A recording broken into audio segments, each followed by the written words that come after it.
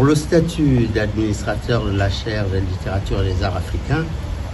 de l'Académie du Royaume du Maroc consiste à la fois à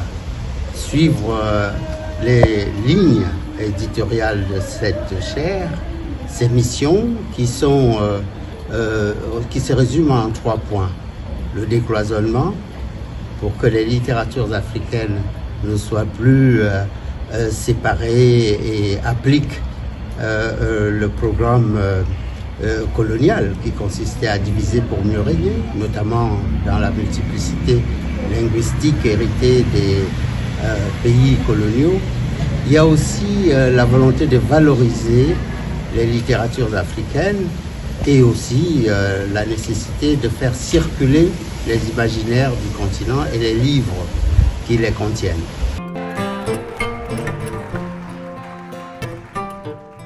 Il y a bien entendu dans l'administration l'idée d'administrer, de gérer, de faire en sorte que les invitations que nous lançons au monde universitaire ou aux auteurs africains, mais aussi aux chercheurs, aux jeunes chercheurs notamment, puissent concilier à la fois la nécessité de repartir sur les héritages, les fondamentaux des littératures africaines, mais aussi d'actualiser, de continuer à chercher, de continuer à faire en sorte que la connaissance progresse, mais aussi ce qui nous tient à cœur, c'est la transmission. Du ballon rond à la plume, je raconte mon itinéraire, en fait, d'un passionné comme tous les enfants, au Cameroun notamment, les garçons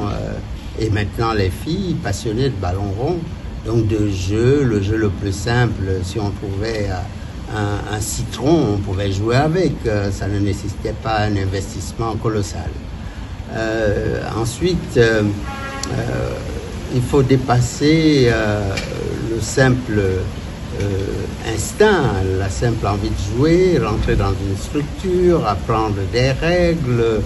suivre les consignes. Là, ça devient un peu plus compliqué. Alors, quand on a fait le parcours qui est le mien, c'est-à-dire que je suis rentré très tôt dans une équipe de football et au bout de 3 mois, le Dragon de Douala, j'étais international junior, donc un lionceau indomptable, et nous avons eu une génération extraordinaire avec Louis-Paul Fédé, avec Kwedi Gaston et bien d'autres. Et nous avons donc participé à la première Coupe du Monde des juniors en Australie. Alors, passer du ballon rond à la plume, c'est des registres différents. Je le raconte et je le dois beaucoup à ma mère, ce transfert, si je puis dire, ou ce passage des terrains au monde de la connaissance, de la recherche. Et pour elle, la recherche fondamentale, c'était l'acquisition des diplômes, puisque elle-même, elle n'avait pas eu la chance d'aller à l'école, mais je trouvais qu'elle était d'une grande sagesse dans sa culture traditionnelle, dans les langues béti qu'elle pratiquait à merveille. Il m'en reste d'ailleurs, donc je renvoie le lecteur à mes différents ouvrages, que ce soit la transmission, que ce soit la divine colère qui porte précisément sur le football, ou la rose dans le bleu jaune, Métis palissade, et j'en passais des meilleurs, dont le dernier habillait le ciel.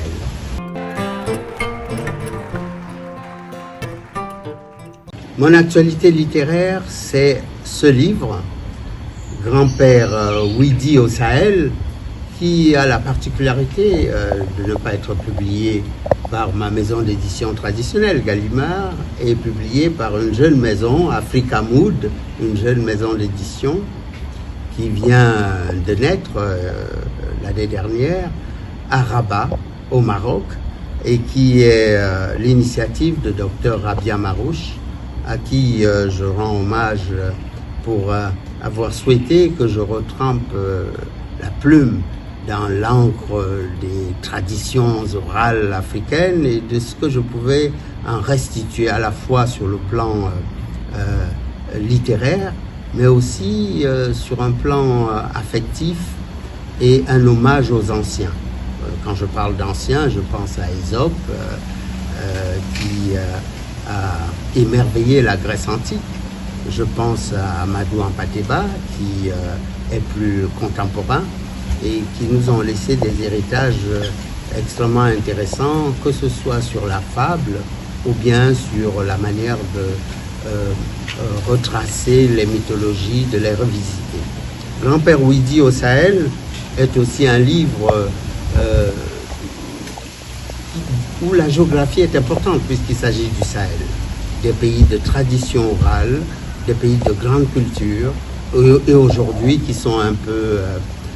uniquement réduits à la chronique des malheurs. Le grand-père Ouidi au Sahel, c'est le contre-exemple. La richesse est dans les esprits, la richesse est dans le patrimoine et grand-père Ouidi au Sahel dit combien les mondes qui composent cette Afrique sont riches, combien il pratique aussi une symbiose homme-nature, et notamment l'idée que notre environnement n'est pas simplement humain, il est aussi animal, il est végétal, et c'est pourquoi la tradition africaine recourt souvent aux animaux pour enseigner la sagesse aux hommes.